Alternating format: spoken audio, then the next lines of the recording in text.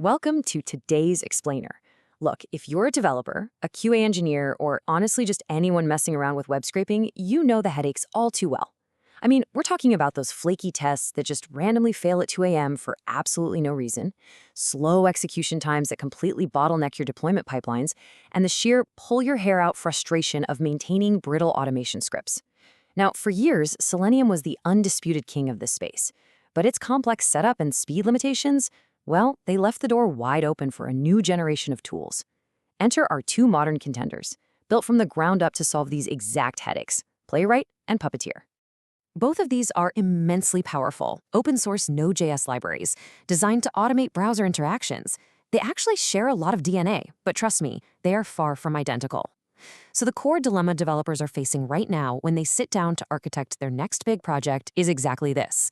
Which automation tool truly belongs in your stack? Are you going with the established, tightly integrated Puppeteer or the newer, feature-packed Playwright? Okay, let's dive right into this. We've got a tail-of-the-tape scorecard to help us figure it out, covering 5 key areas. Number 1, the automation heavyweights. 2, browser and mobile support. 3, supported languages. 4, developer experience and features. And finally, number 5, choosing your champion. Starting off with round 1, the automation heavyweights. Let's look at the origins and history. To really understand where we are today, we have to look at where these tools actually came from. Both of them emerged as incredibly fast alternatives to older frameworks, specifically to bring some much-needed stability to our fast-paced development world. Google birthed Puppeteer back in 2017, and because it was developed directly by the Chrome team, it instantly had a massive advantage, right? It was built by the exact same company that makes the most widely used browser on the planet. But then, fast forward to 2020, and Microsoft stepped into the arena.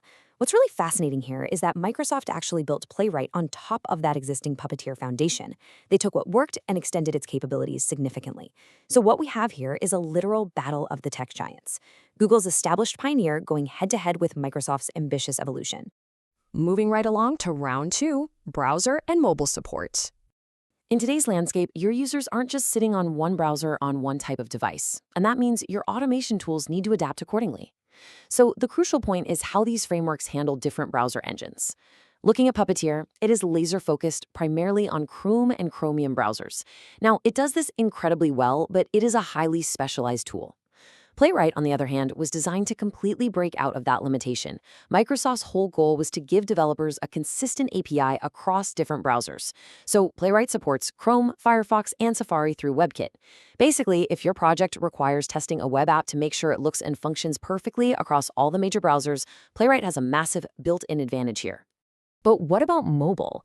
Let's take a quick second to actually define native mobile emulation. This is simply the ability to run your automated tests directly on emulated mobile platforms, like Chrome for Android or mobile Safari, without needing a whole rack of physical phones sitting on your desk. This is an absolute game changer for speeding up mobile development workflows. It lets you test mobile responsiveness super quickly and efficiently. And this brings us to a major dividing line between the two frameworks. Puppeteer is primarily desktop-focused, meaning it lacks this native mobile emulation support right out of the box. I mean, yes, you can technically test mobile scenarios with Puppeteer, but you kind of have to patch it together with other tools or frameworks. Playwright, however, provides native support for mobile browser emulation right from the jump. You can spin up emulated instances of Google Chrome for Android and mobile Safari entirely natively. So for out-of-the-box mobile testing, Playwright takes this round decisively. All right, round 3. Supported languages and programming ecosystems. The language your automation framework speaks dictates how easily it's going to integrate into your existing engineering team's skill set. Puppeteer has a very focused language ecosystem. It's got incredibly strong native support for JavaScript and TypeScript. And since it's been around since 2017, its ecosystem is deeply rooted in the JS community. There is a huge wealth of resources and third-party libraries out there. Now, if you want to use Python, you have to rely on an unofficial port called Puppeteer. It's definitely a mature, established ecosystem, but you can see how it's somewhat confined. Playwright, conversely, is a true polyglot. Just look at this list: JavaScript, TypeScript, Python, .NET, and Java. Having this wide range of language options is huge for engineering teams with diverse coding backgrounds. Think about it. If your backend team writes in Java or .NET and they want to contribute to the end-to-end testing suite, Playwright lets them use the languages they already know and love. This totally prevents QA and back-end developers from getting siloed in different tech stacks, making Playwright incredibly adaptable to almost any enterprise engineering environment. Which brings us to round 4, developer experience and features. This is really about what it actually feels like to write code and debug scripts in these tools on a daily basis. At an architectural level, they take completely different approaches. Puppeteer gives you direct, extensive control over the Chrome DevTools protocol. Because it's so tightly bound to Chrome, it allows for incredibly precise manipulation and debugging. It's a very mature, straightforward API. Playwright was designed a bit later, specifically with modern performance techniques in mind. It uses event-based execution and highly optimized asynchronous APIs. This architectural tweak contributes to incredibly fast and efficient browser automation, especially when you're running complex multi-page workflows. Now, what's really interesting about this next part is Playwright's specific quality of life additions. Playwright includes this feature called auto-waiting. Basically, before Playwright clicks a button, it automatically waits for that button to actually be visible, enabled, and stable. This single feature drastically reduces those flaky tests we were complaining about at the very beginning. It also includes code gen, which literally records your actions in the browser and automatically generates the automation script for you. When you add in built-in error handling for common automation failures, Playwright just presents a deeply compelling developer experience right out of the box.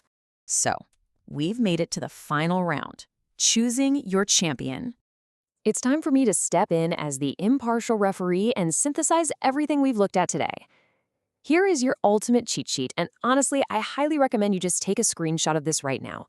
If your project's main focus is automating tasks specifically for Chrome or Chromium, and you want a mature ecosystem with abundant community resources, Puppeteer is a fantastic, highly reliable choice. Its straightforward API and deep Chrome DevTools integration are completely unmatched. However, if your project requires multi-browser automation, native mobile emulation, or you have a team that wants to script in Python, .NET, or Java, Playwright is your winner. Its cross-browser compatibility and those advanced developer features like auto-waiting really give it the edge for complex, diverse projects. At the end of the day, both Playwright and Puppeteer are incredibly powerful, open-source tools maintained by absolute industry giants. That guarantees they're going to receive constant updates and bug fixes for years to come. There is really no wrong answer here, only the right answer for your specific requirements. So I leave you with this. Based on your stock, your team's skills, and your project's goals, which heavyweight champion will power your next automation project? Dive into their respective documentations, spin up a quick test, and find out. Thanks for joining me for this explainer, and happy automating.